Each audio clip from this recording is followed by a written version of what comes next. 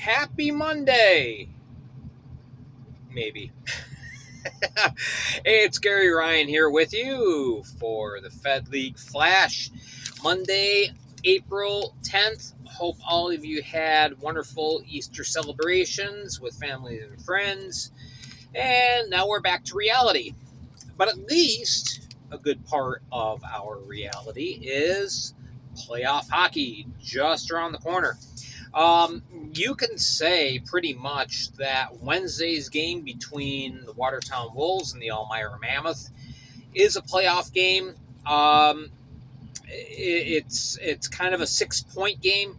I'm just going to preview that briefly, and then we've got another major topic to talk about that I really want to spend some time on. So Watertown is traveling to Elmira. This is a makeup game from back in December, the cruddy weather and all. The timing of this match is perfect, though. So Watertown, 53 points, standing 18, 31, and 4. And Elmira, 14, 33, and 6, 47 points. Both teams really struggling as of late. Watertown is 1-8-1 in their last 10. Elmira is 2-8. Now, I said yesterday the magic number for Watertown was 4. I was incorrect. The magic number is actually 3 because Watertown holds the tiebreaker in both wins and head-to-head.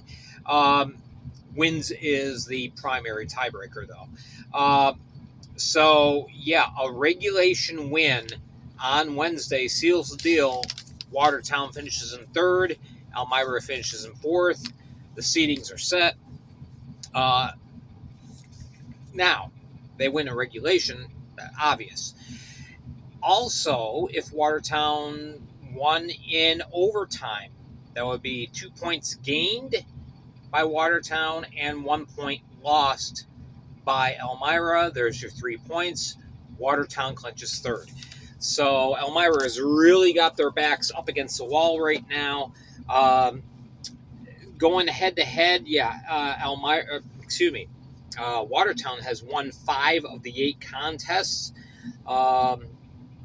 And head-to-head, there are 27 goals scored for Watertown, 21 for Elmira. Neither total is very overwhelming. Right now, this game is more important for Elmira than it is for Watertown. Now, again, both teams are locked into the playoffs. They're going to postseason play. Obviously, I think that you would want the lower seed because, of course, you're the visiting team. So whether you're Watertown or Elmira, I think you'd rather take on Binghamton than Danbury. But anyway, so power plays for either team, 13.4% last in the league for Watertown. Elmira is 7th with 17.5% on the power play. Penalty kills are decent. Watertown's actually one of the better teams. They're 3rd with 81.7% kill rate. Elmira is at 80.6, which is 6th in the league. Not a huge difference in percentage, but anyway, there's a lot of teams kind of bunched together right around that 81 to 80%. All right, so Elmira needs to win this game in order to have any chance for 3rd place.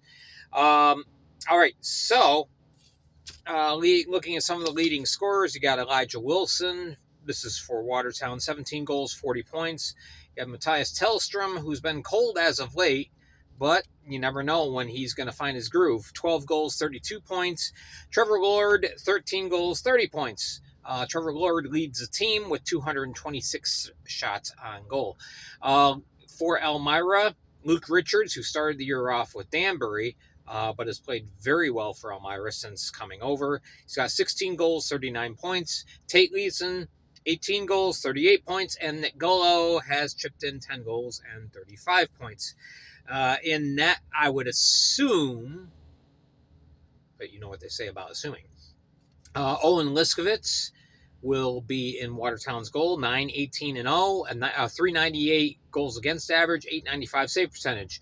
And Elmira, I would think Thomas Proudlock, just basically based on the fact that he has been so incredible as of late, hasn't been getting the wins, but he's been standing on his head, and his save percentage continues to climb. He's 5-13-2, a 4.12 goals against, but a 909 save percentage now. So it was just, I think, a month ago that Proudlock's save percentage was around 890, and now it's up to 909 just in a month because he's been making a boatload of saves, keeping his team in games. So anyway, that is the big game on Wednesday. All right. The other thing that I want to talk about is the Delaware Thunder situation. I'm sure many of you, to a degree, are aware of the struggles that are going on as far as the team trying to get an extension on the lease with the Delaware State Fairgrounds. Negotiations have not been going well. So Tuesday, the Thunder announced that they've been able to get a senator involved to help mediate the negotiation process. But this has been a cantankerous battle, even when the two sides did have a lease and have had a lease. Rent rates at the Center Ice Fairgrounds facility have gone up in 4 years 87%. Obviously, there's not a ton of money floating around for teams in the FPHL. So 87%, that's a big increase. And when you can only seat around 700, you're not going to be bringing in a whole lot of revenue. I'll say this about Delaware, the organization. They've had, they could have probably taken a lot of different opportunities to try and fundraise, but any money that they have been raising, they've poured into the community and into charitable organizations, with jersey auctions and things like that, raffles and whatnot. So Delaware could have been a little bit more selfish, and they chose not to be. The fair, maybe not being so fair. So Tuesday, after the announcement was made, it was also announced that there was going to be a quiet, organized fan protest on Saturday evening prior to the game against the Binghamton Black Bears. So WBOC took that story and sensationalized it and made it sound like it was going to be this huge riotous thing, and we got to get police in there and protect people, and there wasn't a single incident that happened. I've seen dozens of pictures, and you see the one posted at the beginning of this video. Gotta thank Bill Eckridge for allowing me to post that picture. So that was great right there.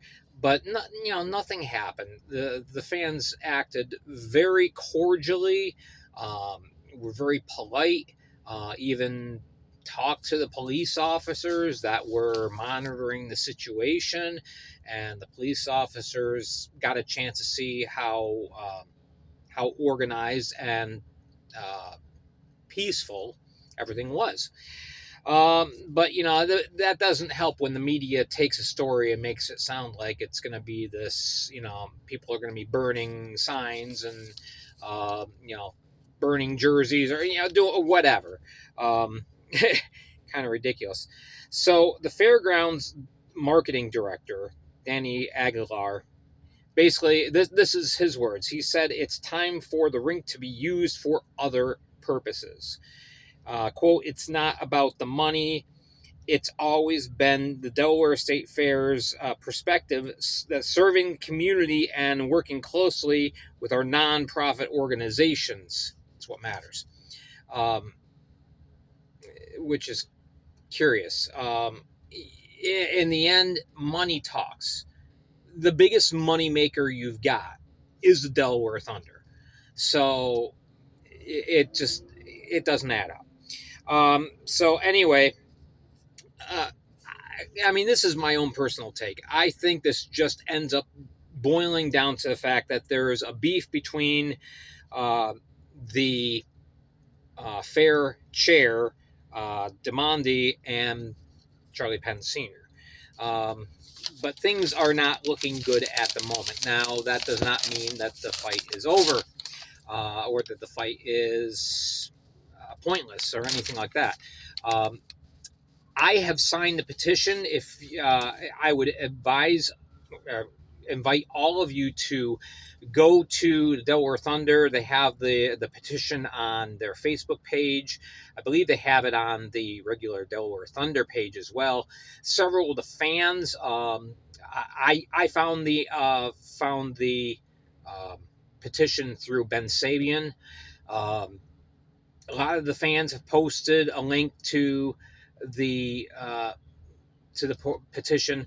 They want 5,000 signatures, and the sooner the better. I think they have like 4,300 right now. My name is on there. So I would invite all of you to go take a few minutes today, find the link, sign the petition, let the Delaware State Fair and the state of Delaware know that you want hockey to continue in Delaware. Obviously, an FPHL with Delaware in the league and an active member of the league is better than an FPHL without Delaware. All right. I did speculate a little bit, and I'm not giving any voice or credence to Delaware's done. But I did happen to think, well, what if for some reason this doesn't work out? What is that going to mean for the Fed? What's the Fed going to look like for next year? Because that would leave us with 11 teams, which, it's a little odd for scheduling, but the SPHL did it for 2 years. Well, a year and a half. They had 11 teams in the league. But what I figured would probably happen would be you would have a Southern and a Northern division. In the South, you would have Baton Rouge, which, by the way, they still need to have a lease signed, and hopefully by the end of this month.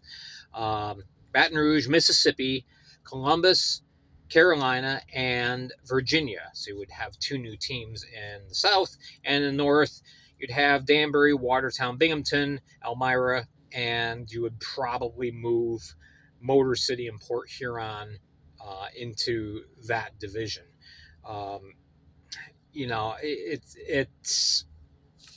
It would be a shame to have that be that way.